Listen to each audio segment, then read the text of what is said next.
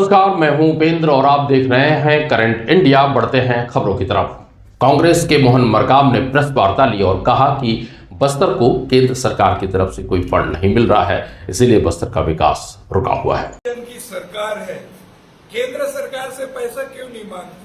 यहाँ पेट्रोल से लेकर डीजल से लेकर अनाप शनाप आपने बढ़ा दिए, तो पैसा कहाँ जा रहा है?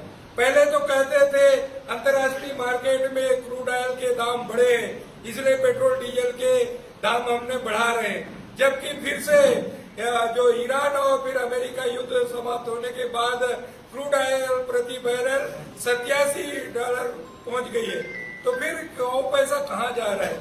हम पूछना चाहते हैं, डबल इंजन की सरकार कहते हैं तो पैसा वहां से मांगे ना, आम जनता को राहत दे। हमारे यहाँ का कोयला कहाँ जा रहा है? हमारे यहाँ का कोयला, हमारे यहाँ का पानी, हमारे यहाँ के सब कुछ होने के बाद भी यहाँ के लोगों को राहत, जनता को राहत सरकार क्यों नहीं दे रही? मतलब केंद्र सरकार से पैसा नहीं आ रहा है क्या? इसका केंद्र मतलब सरकार से पैसा नहीं आ रही। हमारी सरकार थी, IMP हो, BRGF हो, LW की योजना हो, एक जिलों को लगभग 100 करोड़ रुपए आते थे अलग अलग मदों में। अभी तो किसी योजना में यहाँ पैसा नहीं आ रही है। यहाँ की सरकार जो किसके इशारे पर चल रही है, भाई यहाँ की जनता को उसका खामियाजा भुगतना पड़ रहा है। हम सरकार से मांग करते हैं कि यहाँ की जनता को बिजली बिलों में राहत दे। बस्तर को किस प्रकार छला गया, इसका उदाहरण हमें देखने को मिलता है। इंदिरा प्रियदर्शनी स्टेडियम को ही देख लीजिए। इसका निर्माण करोड़ों की लागत में जरूर हुआ, और लेकिन इसमें जो निर्माण हुआ वो किसी काम का नहीं। यानी फुटबॉल के लिए बनाया जरूर गया था, लेकिन फुटबॉल इसमें आज तक कोई बड़े मैच नहीं खेले गए। और ये सबसे बड़ी बात इसमें यह है कि इसमें जो घास यूज किया गया है वो कृत्रिम घास है। गिरीश शर्मा की यह खास रिपोर्ट।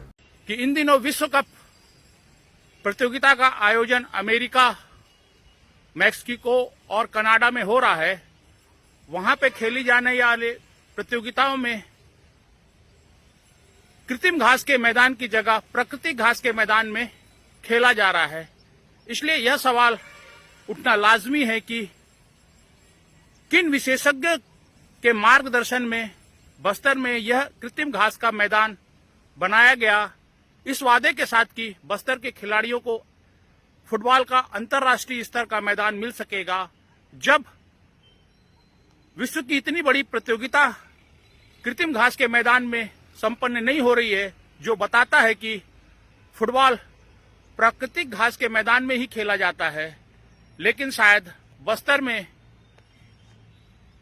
विकास के नाम पर करोड़ों रुपए सिर्फ कृत्रिम घास के मैदान पर खर्च किए गए।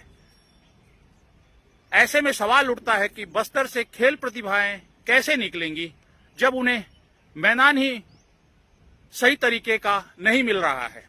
अहमदाबाद प्लेन क्रैश में एक नया खुलासा हुआ है। पायलट्स के एक संघ ने एक जानकारी दी है कि दुर्घटना कैसे हुई।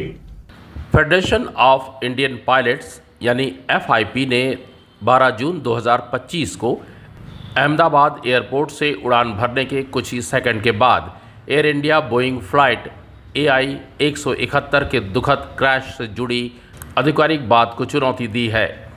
उनका दावा है कि नए सिमुलेटर डेटा से पता चलता है कि क्रैश की वजह पायलट की अनदेखी नहीं, बल्कि सिस्टम में बिजली की खराबी थी।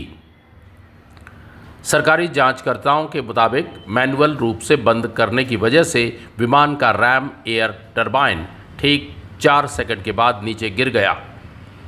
रैम एयर टरबाइन एक बैकअप पावर सिस्टम है जो पूरी तरह से बिजली जाने पर अपने आप चालू हो जाता है।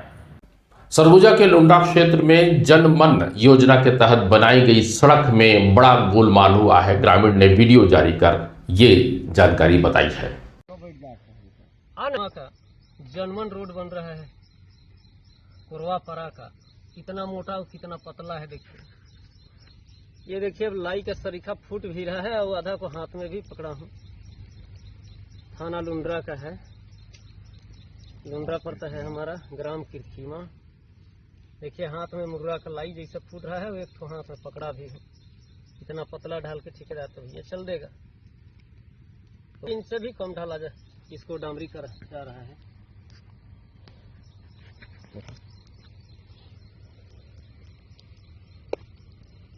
रोड में गुणवत्ता का कमी है। हाँ, लोगों को बेवकूफ बनाया जा रहा है यहाँ।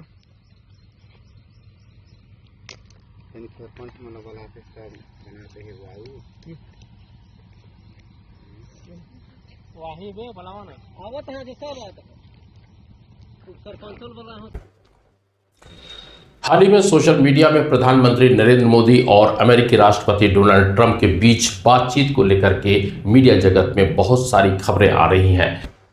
इस बातचीत को लेकर के दोनों नेताओं के बीच जो बॉडी लैंग्वेज है उसे देखकर सहज समझा जा सकता है कि दोनों के बीच विश्व गुरु कौन है। 2014 के पहले जो प्रधानमंत्री कहते थे कि हम दुनिया पर प्रेशर बना सकते हैं, आज 2026 में अमेरिका के सामने इतने झुके हुए नजर आ रहे हैं। पूर्व प्रधानमंत्रियों के वार्तालाप में जहां मिस्टर प्रेसिडेंट कहने का चलन था, मोदी जी ने उस परंपरा को बदलकर हिज एक्सेलेंसी कहा और वो एक नहीं कई बार हिज एक्सेलेंसी कहते नहीं थक रहे थे। अमेरिका ने कहा कि रक्षा मामले में अमेरिका भारत की सहायता करेगा। तो क्या हम दुनिया को यह बताने की कोशिश कर रहे हैं कि हमारे मामले में आप दखल अंदाजी करें? अंकल सैम यानी अमेरिकी राष्ट्रपति ट्रंप ने भारतीय प्रधानमंत्री को विश्व के सबसे बड़े लोकतंत्र के प्रधानमंत्री को कहा कि आप अच्छे किलर हैं, यानी अच्छे किलर डील करते हैं। बॉडी लैंग्वेज से समझा जा सकता है कि हमारे प्रधानमंत्री जो स्वयं एक प्रखर वक्ता हैं, पर्ची लेकर आए थे, जैसे हमारे यहाँ लोग अर्जी लेकर अधिकारियों के पास जाते हैं और अपनी बात रखते हैं। इस वीडियो को गौर से देखिए, आपको बॉडी लैंग्वेज से समझ में आ जाएगा कि विश्व गुरु कौन है। एक्सेलेंसी, आप और हम सभी इस बात से सहमत हैं कि हॉर्मुज का खुला रहना एक वैश्विक अर्थव्यवस्था के लिए बहुत ही अनिवार्य है। मिस्टर प्रेसिडेंट, रायपुर में एक रईस जादे को राहगीरों ने मिलकर सिखाया है सबक। नशे की हालत में बेतरतीब वाहन चला रहा था।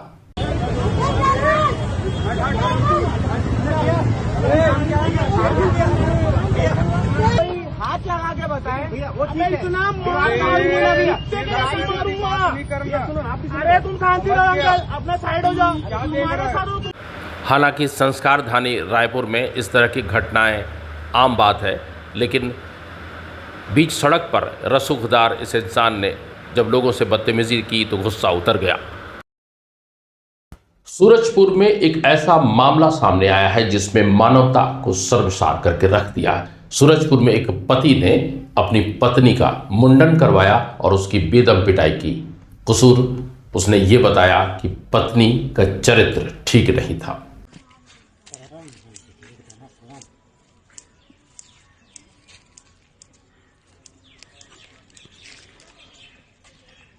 मोबाइल लाओ दी, मोबाइल लाओ, मोबाइल है चरित्र पर संदेह होने पर पति ने पत्नी के हाथ पैर बांधे, उसकी बेदम पिटाई की, उसके बाद उसका मुंडन कर दिया और फिर उसका मुंह काला कर दिया। पुलिस ने मामला दर्ज किया है और जांच जारी है।